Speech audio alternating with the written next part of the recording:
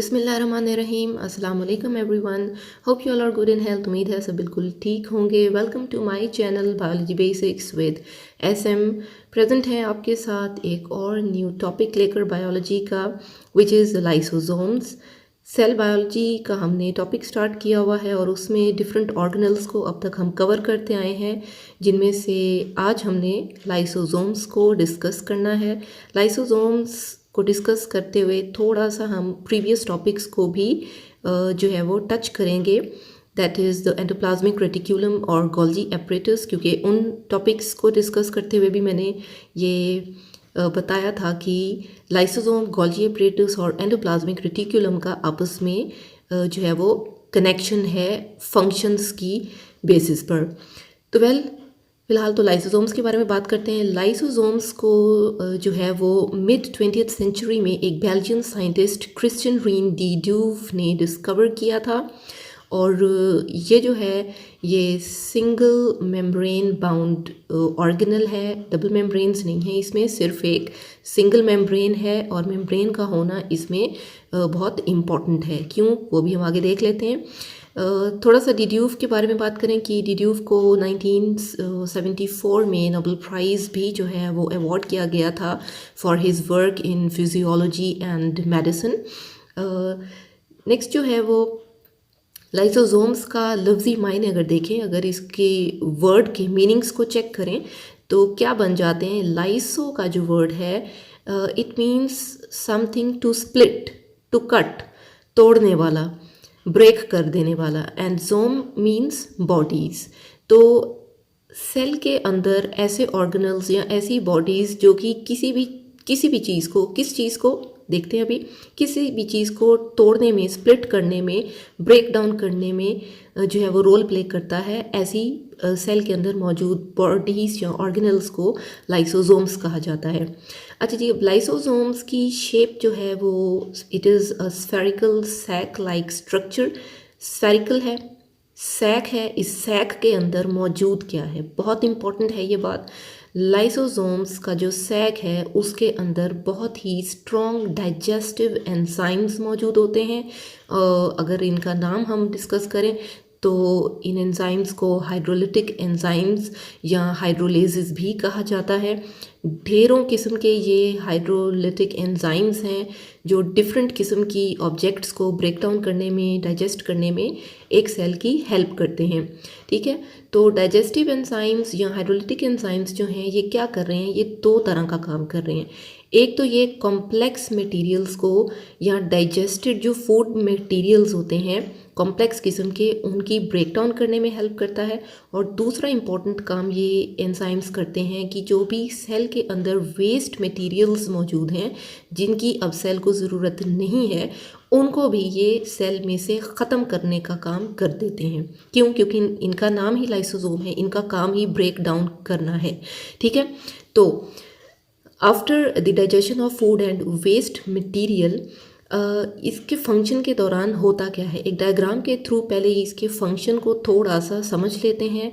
उसके लिए थोड़ा सा अगर हम पीछे की तरफ जाएं, अपने पिछले टॉपिक्स की तरफ, उसमें हमने एंडोप्लाज्मिक रेटिक्यूलम में ये बात की थी कि रफ जो एंडोप्लाज्मिक रेटिक्यूलम होते हैं उनके ऊपर राइबोसोम्स मौजूद होते हैं। ये राइबोसोम्स जो हैं ये वेसिकल्स की सूरत में RER में से या रफ एंडोप्लाज्मिक रेटिक्यूलम में से निकल कर तो किसकी तरफ आ जाते हैं, गोल्जी एपरेटस की तरफ आ जाते हैं।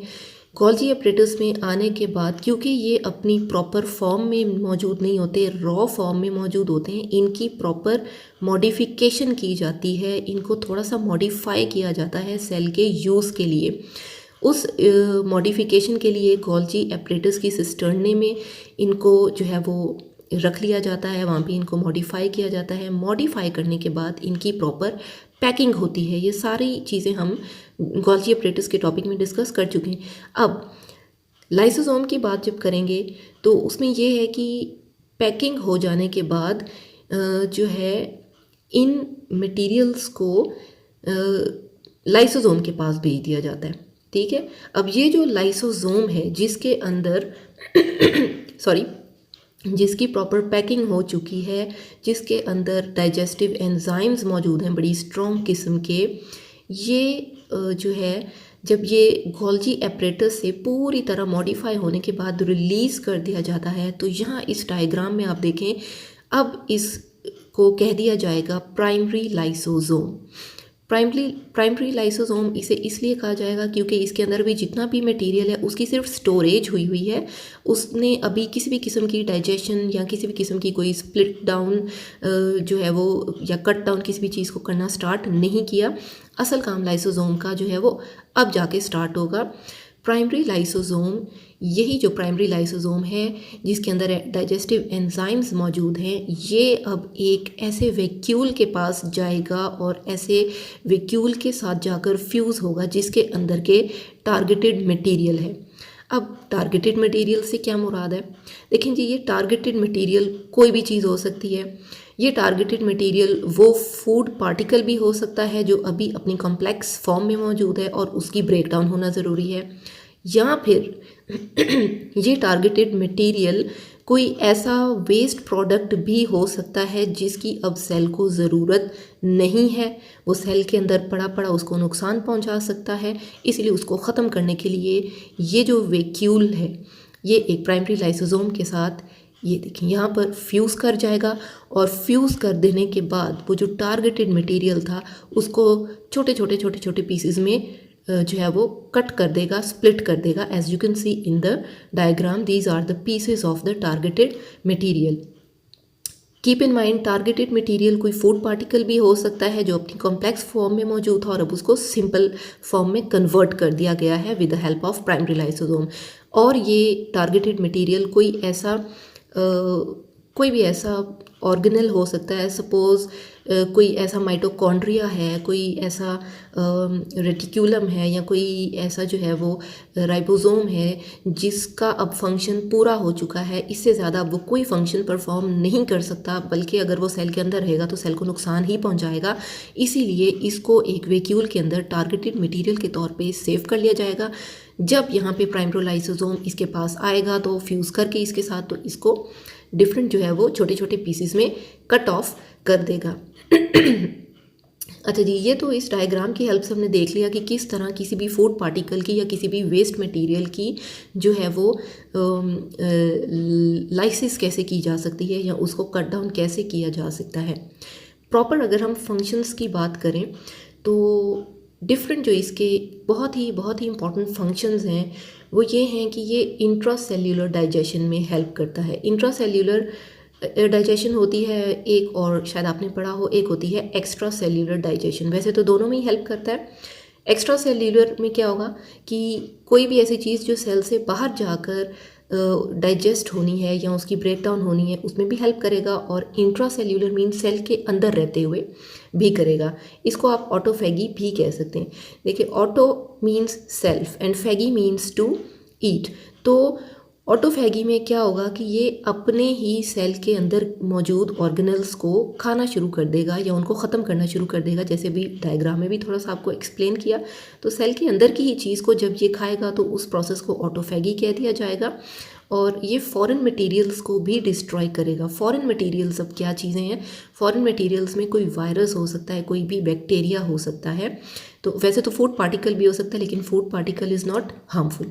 वायरस, बैक्टीरिया चीज़ें जो हैं ये हार्मफुल हैं। तो वायरस या बैक्टीरिया जैसी जो चीज़ें फॉरेन मटेरियल्स हैं उनको भी ये जो है लाइसोसोम्स टारगेट करते हैं और फिर उनकी ब्रेक डाउन कर देते हैं। नेक्स्ट फंक्शन जो है वो इसका ये है कि ये ओल्ड सेल्स की डिस्ट्रक्शन में हेल्प करता है। जैसे भी एक्सप्लेन कर दिया है आपको, कोई भी पुराना सेल ऑर्गेनल है जो अब अपनी एज पूरी कर चुका है उसको भी जो है लाइसोसोम स्प्लिट डाउन कर देगा या उसको पूरी तरह से ख़त्म कर देगा। कैसे ख़त्म करेगा उसको भी डिस्कस कर लेते हैं एक और दफ़ा। अच्छा जी, एक और इसकी इम्पॉर्टेंट फंक्शन ये है कि ये सेल को जो है वो डेवलपमेंटल प्रोसेसेस में हेल्प करता है कि सेल की कहीं पे भी किसी भी किस्म की डेवलपमेंट है तो वहाँ पर भी कई जगह पर लाइसोसोम्स की बड़ी जो है वो हेल्प मिल जाती है। फॉर एग्ज़ाम्पल हम फ्रॉग की अगर बात करें तो फ्रॉग जब अपनी जो है वो डेवलपमेंटल स्टेजेस पे से गुजर रहा होता है तो आपको थोड़ा सा आइडिया होगा कि एग और जाइगोट के बनने के बाद ये जो है वो एक टैडपोल की शक्ल में आ जाता है, और टैडपोल में यू नो कि छोटी सी टेल मौजूद होती है। लेकिन जब टैडपोल के बाद ये प्रॉपर फ्रॉग बनता है तो फ्रॉग में तो टेल नहीं होती, तो कहाँ जाती है ये टेल डिस्ट्रॉय कर दी जाती है। और अब इस टेल को डिस्ट्रॉय कौन कर रहा है? यस, लाइसोसोम्स कर रहे हैं। लाइसोसोम्स जो हैं वो टेल के सेल के पास जाकर एक्यूमुलेट हो जाते हैं, वहाँ पर जाकर अपना जो डाइजेस्टिव एंजाइम्स हैं उनको अपनी स्फेरिकल बॉडी से बाहर निकाल देते हैं। जब ये डाइजेस्टिव एंजाइम्स बाहर निकलते हैं तो ये पूरी तरह से उस आसपास की टेल के एरिया को आहिस्ता आहिस्ता करके डिस्ट्रॉय करना शुरू कर देते हैं, जिसकी वजह से टेल जो है वो डेवलपमेंटल प्रोसेस के दौरान टैडपोल में से आहिस्ता आहिस्ता ख़त्म होकर फ्रॉग को उसकी टेल लेस शक्ल दे देती है, फॉर्म दे देती है। ठीक है। अच्छा, इसके बाद थोड़ा सा ये कि पीएच की बात अगर करें तो ये जो लाइसोसोम्स है इनकी पीएच कम होती है। केमिस्ट्री में थोड़ा सा आपने आइडिया रखा हुआ होगा कि पीएच 7 जिस भी एरिया की जो है वो किसी भी एरिया की पीएच अगर 7 से कम हो तो it is acidic in nature, और अगर पीएच 7 से ज़्यादा हो तो it becomes basic in nature. तो बेसिकली ये जो लाइसोसोम्स हैं ये भी मोस्टली जो है वो अपनी एसिडिक फॉर्म में रहते हैं। अच्छा, एक इम्पॉर्टेंट नाम जो कि लाइसोसोम्स को दिया गया है वो है सुसाइड बैग्स का। Now why are lysosomes called as the suicide bags of the cell? Because इनके अंदर जो डाइजेस्टिव एंजाइम्स हैं वो इतने स्ट्रॉन्ग हैं कि अगर ये लाइसोसोम अपने आप को या जिस सेल में ये मौजूद है उसमें इन सारे एंजाइम्स को निकाल दे बाहर, तो बिल्कुल एक ऐसी इन्वायरमेंट क्रिएट हो जाएगी जैसे कि एक सुसाइड बॉम्बर की होती है, कि एक सुसाइड बॉम्बर अपनी जैकेट में बॉम्ब रख के किसी भी जगह पे जाकर उसके जो है वो फटने का वेट करता है और आफ्टर ऑल जो है वो फट जाता है। इसी तरह से लाइसोसोम भी किसी भी पॉइंट पर जाकर जहाँ पर जो है वो कोई वेस्टफुल मटेरियल नज़र आ रहा है, या अगर लाइसोसोम इट सेल्फ फील कर रहा है कि now it is no more worth for the cell, तो इसकी जो एंजाइम्स हैं, डाइजेस्टिव एंजाइम्स हैं, वो इससे बाहर निकलकर इस लाइसोसोम को भी डिस्ट्रॉय कर सकते हैं और उन तमाम सेल्स को भी डिस्ट्रॉय कर सकते हैं जो कि इसकी रेंज में आएंगे। So that is why lysosomes are called as suicide bags of the cell. इन्हें वेस्ट डिस्पोजल जो है वो सिस्टम भी कहा जा सकता है, क्योंकि ये जितनी भी वेस्ट प्रोडक्ट्स हैं सेल के अंदर उनको सेल में मौजूद नहीं रहने देता, बल्कि जितनी जल्दी हो सकता है उनको सेल से ख़त्म कर देता है अपने डाइजेस्टिव एंजाइम्स की help से। Well, this is all about the functions, about the composition and about the structure of lysosome. I hope कि ये लेक्चर आपके लिए हेल्पफुल रहा होगा। If yes, तो फिर इसको लाइक करें, अपने फ्रेंड्स के साथ इसको शेयर करें। आई एम श्योर और भी किसी न किसी की हेल्प हो जाएगी। कमेंट सेक्शन में बताएं आपको वीडियो कैसी लगी। मेरे चैनल को सब्सक्राइब ज़रूर कर लें और बेल आइकन पर भी हिट कर दें लेटेस्ट नोटिफिकेशंस के लिए। Till my next video, thanks for watching and keep watching. Till then, stay safe, stay healthy. अल्लाह हाफिज़।